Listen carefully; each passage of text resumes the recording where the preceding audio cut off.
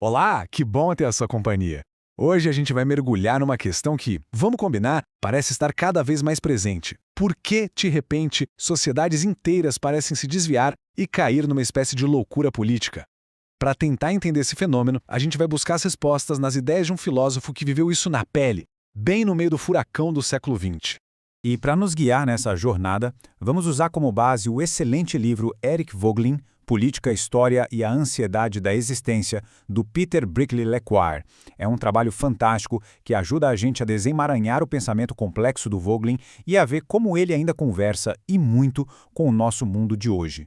Então, a pergunta central que nos move é essa. Como é que pode? Como é que sociedades inteiras, às vezes, parecem simplesmente sucumbir a ideologias que, no fim, levam à própria destruição? Sabe, como é que a razão, de repente, dá lugar a essa loucura coletiva? O cenário para essa discussão toda é o século XX. Pensa bem, foi uma era de avanços científicos e tecnológicos incríveis, algo que nunca tínhamos visto. Mas, ao mesmo tempo, foi também uma época de uma barbárie, de uma destruição em massa, tudo isso alimentado por movimentos totalitários que prometiam o céu na Terra.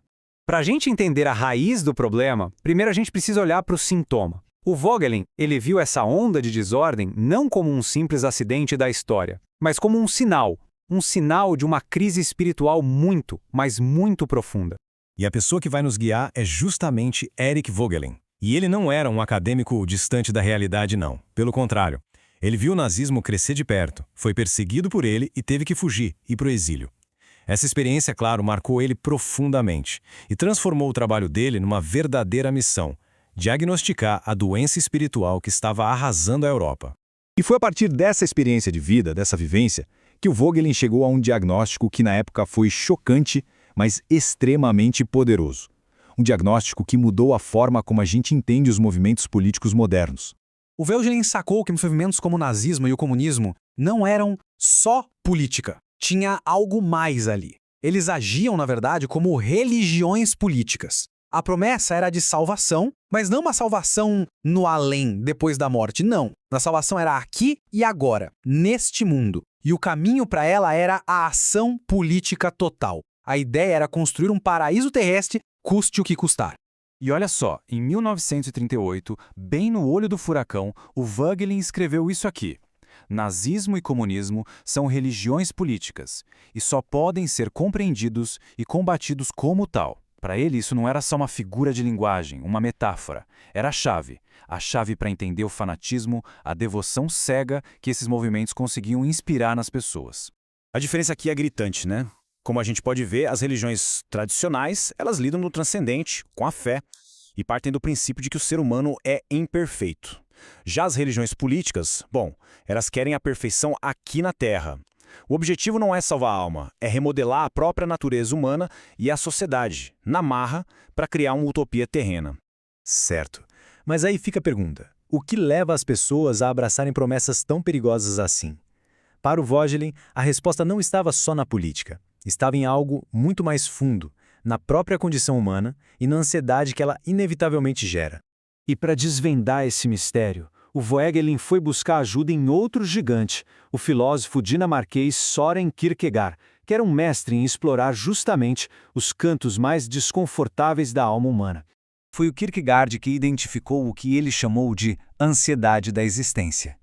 Sabe aquela vertigem que a gente sente quando para pensar na nossa condição?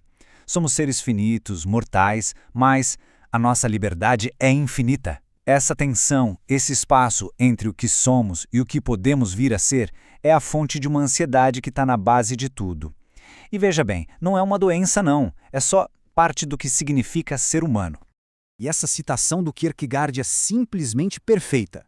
A ansiedade é a tontura da liberdade. É exatamente isso. É o medo e, ao mesmo tempo, a maravilha que a gente sente diante do abismo das nossas próprias escolhas. É um sentimento tão forte, tão avassalador, que muita gente faz de tudo para escapar dele.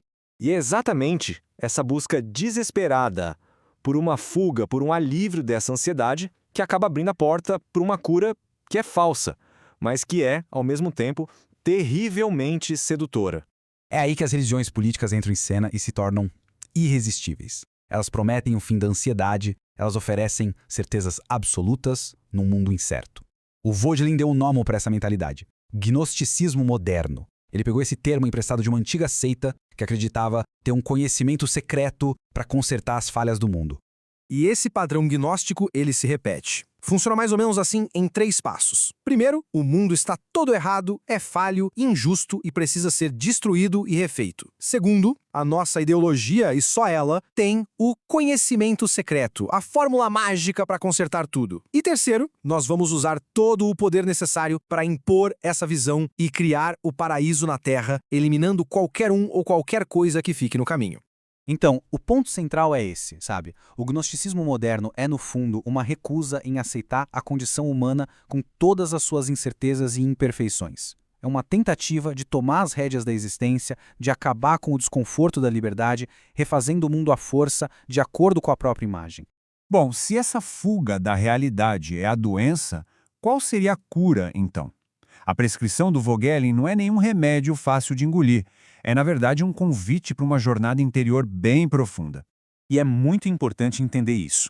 O Voegelin não oferece um plano de governo de 5 pontos ou uma solução política simples.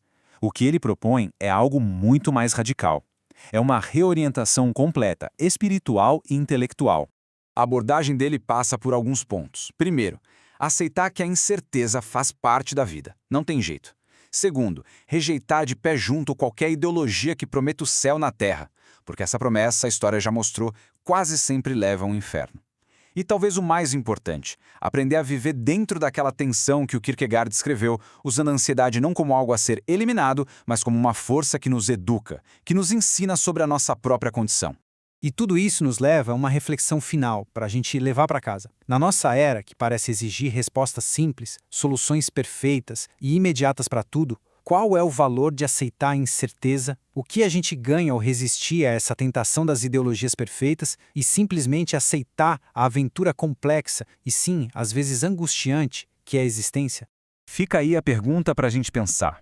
Esperamos que essa exploração pelo pensamento de Eric Voegelin tenha sido enriquecedora. Agradecemos demais a companhia e o tempo de todos. Até a próxima!